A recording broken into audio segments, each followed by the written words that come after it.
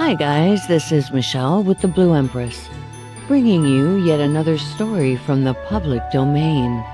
Today we're going to read The Monkey's Paw by W. Jacobs, a chilling story of the old man who wished for a stone and paid with the world. Enjoy. Chapter 1. Without, the night was cold and wet. But in the small parlor of Laburnum Villa, the blinds were drawn and the fire burned brightly. Father and son were at chess, the former who possessed ideas about the game involving radical changes, putting his king into such sharp and unnecessary perils that it even provoked a comment from the white-haired old lady knitting placidly by the fire. "Hark at the wind," said Mr. White, who, having seen a fatal mistake after it was too late, was amiably desirous of preventing his son from seeing it. "I'm listening," said the latter, grimly surveying the board as he stretched out his hand. Check." "I should hardly think that he'd come tonight," said his father, with his hand poised over the board. "And mate," replied the son. "That's the worst of living so far out," bawled Mr. White with sudden and unlooked-for violence. "Of all the beastly, slushy, out-of-the-way places to live in, this is the worst. Pathways a bog and the roads a torrent. I don't know what people are thinking about. I suppose because only 2 houses in the road are let, they think it doesn't matter." "Never mind, dear," said his wife soothingly. "Perhaps you'll win the next one."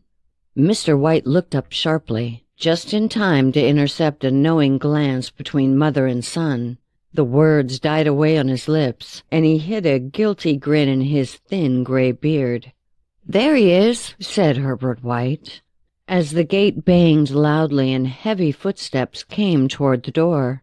The old man rose with hospitable haste, and opening the door, was heard condoling with the new arrival. The new arrival also condoled with himself, so that Mrs. White said, and coughed gently as her husband entered the room, followed by a tall, burly man, beady of eye and rubicund of visage.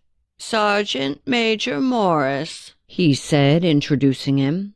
The sergeant major shook hands and, taking the proffered seat by the fire, watched contentedly while his host got out whiskey and tumblers and stood a small copper kettle on the fire. At the 3rd glass his eyes got brighter, and he began to talk, the little family circle regarding with eager interest this visitor from distant parts, as he squared his broad shoulders in the chair and spoke of wild scenes and doughty deeds, of wars and plagues and strange peoples. 21 years of it," said Mr. White, nodding at his wife and son. "When he went away, he was a slip of a youth in the warehouse. Now look at him." "He don't look to have taken much harm," said Mrs. White politely. "I'd like to go to India myself," said the old man. "Just to look around a bit, you know." "Better where you are," said the sergeant major, shaking his head. He put down the empty glass and, sighing softly, shook it again. "I should like to see those old temples and fakirs and jugglers," said the old man. "What was that you started telling me the other day about a monkey's paw or something, Morris?" "Nothing," said the soldier hastily. "Leastways, nothing worth hearing." "Monkey's paw?" said Mrs. White curiously. "Well, it's just a bit of what you might call magic, perhaps," said the sergeant major offhandedly. His 3 listeners leaned forward eagerly. The visitor absent-mindedly put his empty glass to his lips and then set it down again. His host filled it for him. "To look at," said the sergeant major, fumbling in his pocket, "it's just an ordinary little paw, dried to a mummy." He took something out of his pocket and proffered it. Mrs. White drew back with a grimace, but her son, taking it, examined it curiously. "And what is there special about it?" inquired Mr. White as he took it from his son, and, having examined it, placed it upon the table. It had a spell put on it by an old fakir, said the sergeant major. A very holy man. He wanted to show that fate ruled people's lives, and that those who interfered with it did so at their sorrow. He put a spell on it so that 3 separate men could each have 3 wishes from it. His manner was so impressive that the hearers were conscious that their light laughter jarred somewhat. "Well then, why don't you have 3, sir?" said Herbert White cleverly. The soldier regarded him in the way that Middle Age is wont to regard presumptuous youth. "Oh, I have," he said quietly, and his blotchy face whitened. "And, did you really have 3 wishes granted?" asked Mrs. White. "Yeah, I did," said the sergeant major, and his glass tapped against his strong teeth. "Has anybody else wished?" persisted the old lady. "The first man had his 3 wishes, yes," was the reply. "I don't know what the first wishes were, but the 3rd was for death. That's how I got the paw." His tones were so grave that a hush fell upon the group. "If you've had your 3 wishes, it's no good to you now then, Morris," said the old man at last. "What do you keep it for?" The soldier shook his head. "Fancy, I suppose," he said slowly. "I did have some idea of selling it, but I don't think I will. It has caused enough mischief already. Besides, people won't buy. They think it's a fairy tale, some of them, and those who do think anything of it want to try it first and pay me afterward. If you could have another 3 wishes," said the old man, eyeing him keenly, "would you have them?" "I don't know," said the other. "I don't know." He took the paw and, dangling it between his forefinger and thumb, suddenly threw it upon the fire. White, with a slight cry, stooped down and snatched it off. "Better to let it burn," said the soldier solemnly. "If you don't want it, Morris," said the other, "give it to me." "I won't," said his friend doggedly. "I threw it on the fire. If you keep it, don't blame me for what happens. Pitch it on the fire again like a sensible man." The other shook his head and examined his new possession closely. How do you do it?" he inquired. "Hold it up in your right hand and wish aloud," said the sergeant major. "But I warn you of the consequences." "Sounds like Arabian Nights," said Mrs. White as she rose and began to get the supper. "Don't you think you might wish for 4 pair of hands for me?" Her husband drew the talisman from pocket, and then all 3 burst into laughter as the sergeant major, with a look of alarm on his face, caught him by the arm. "If you must wish, wish for something sensible." Mr. White dropped it back in his pocket and, placing chairs, motioned his friend to the table.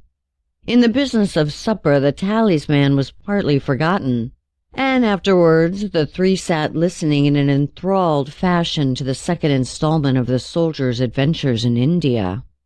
"If the tale about the monkey's paw is not more truthful than those he has been telling us," said Herbert as the door closed behind their guest just in time for him to catch the last train, "we shan't make much out of it." "Did you give him something for it, father?" inquired Mrs. White, regarding her husband closely. "Oh, a trifle," said he, coloring slightly. "He didn't want it, but I made him take it, and he pressed me again to throw it away."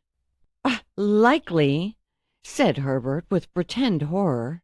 "Why, we're going to be rich and famous and happy.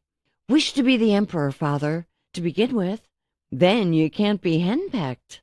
He darted round the table, pursued by the maligned Mrs. White, armed with an antimacassar. Mr. White took the paw from his pocket and eyed it dubiously. "I don't know what to wish for, and that's a fact," he said slowly.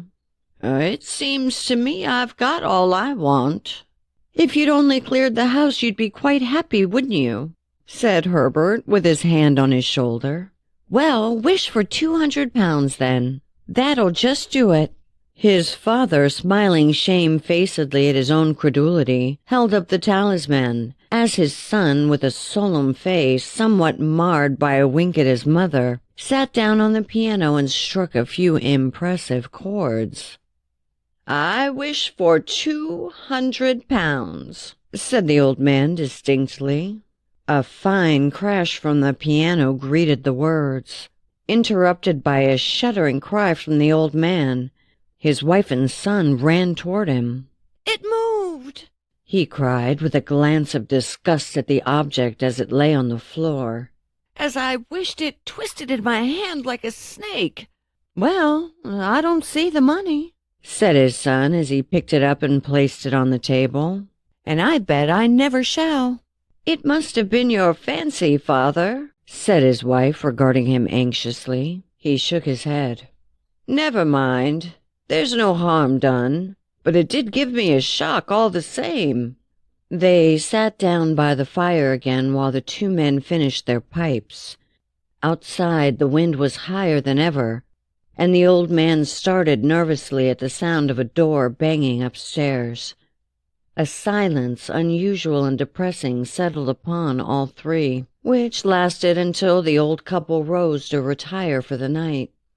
"I expect you'll find the cash in a big bag in the middle of your bed," said Herbert, as he watched them go up the stairs, "and something horrible squatting on top of the wardrobe, watching you as you pocket your ill-gotten gains." He sat alone in the darkness for quite some time, gazing at the dying fire and horrible twisting faces in it. Each crackle of wood sounded like an ominous voice. The last face was so horrible and twisted in pain that he gazed at it in amazement. It got so vivid that, with a little uneasy laugh, he rose and felt on the table for a glass containing some water to put it out. His hand grasped the monkey's paw, and with his other hand he wiped the sweat from his damp forehead and went up to bed.